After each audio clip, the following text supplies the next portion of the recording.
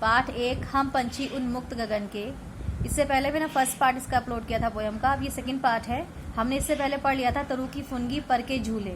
अब हम पढ़ेंगे ऐसे से लेकर विघ्न डालो। तो इस पोयम में शिव मंगल सिंह सुमन बोल रहे हैं, ऐसे थे अरमान की उड़ते नीले नभ की सीमा पाने। यहाँ पे किसके अरमानों की बात की जा रही है? पक्षियों के। तो ऐसे थे अरमान की उड़ते नीले नभ की सीमा पाने, मतलब जो पक्षी हैं उनकी ऐसे अरमान है, उनकी ऐसी कामना है कि वो नीले आकाश में उड़ना चाहते हैं।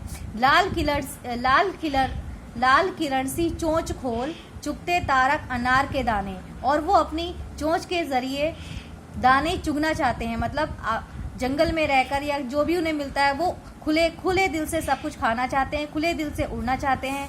तो होती सीमाहीन क्षितिज से, और वो क्षितिज किसे कहा जाता है? ऐसी जगह जहां पर आपको आकाश और जमीन मिलते हुए प्रतीत होते हैं, लेकिन ऐसा असलियत में होता नहीं है, उस जगह को क्षितिज कहा जाता है। तो होती सीमाहीन क्षितिज से इन पंखों की होड़ा होड़ी, और इस तरीके से हर एक पक्षी क्या चाहता है कि वो खुले आसमान में बिना किसी रोक टोक के उड़ सके। या तो क्षितिज मिलन बन जाता या तंती सांसों की डोरी।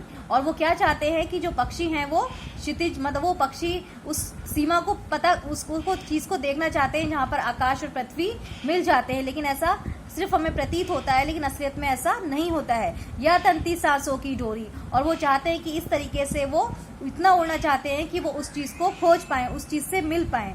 नीड़ ना दो चाहे टहनी का, नीड़ मतलब घोंसला, वो अपना घोंसला एक चाहे टहनी का, मतलब वो चाहते हैं कि अगर उन्हें कोई घर ना ही मिले, अगर उनका घोंसला नहीं भी बन पाता है, लेकिन वो चाहते हैं कि हम आकाश में बिना किसी रोक टोक के उड़ सके। आश्रय छिन भिन कर डालो, लेकिन पंख दिए हैं तो आकुल उड़ान में विघ्न डालो। इसमें राइटर ये बोल रहा है कि नीड़ ना दो, अगर उनके पास घर भी नहीं है, अगर उन्हें घर भी नहीं मिल रहा है, आश्रय छिन भिन कर डालो, अगर उनके पास आश्रय रहनी है, अगर उनके पास रहने के लिए घर भी नहीं है, लेकिन पंख दिए हैं, लेकिन उनके पास पंख तो है, पंखों के जरिए वो अपनी कामनाएं, अपनी इच्छाएं, अपने सपने पूरे कर सकते हैं।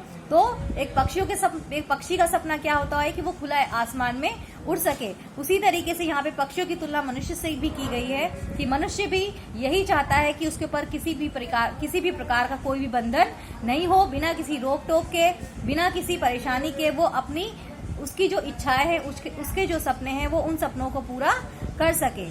तो यहाँ पे जो राइटर है शिव मंगल सिंह सुमन, उन्होंने इस पोयम के जरिए पक्षियों के बारे में बताया है। ये इसकी एक्सप्लेनेशन थी। Thank you.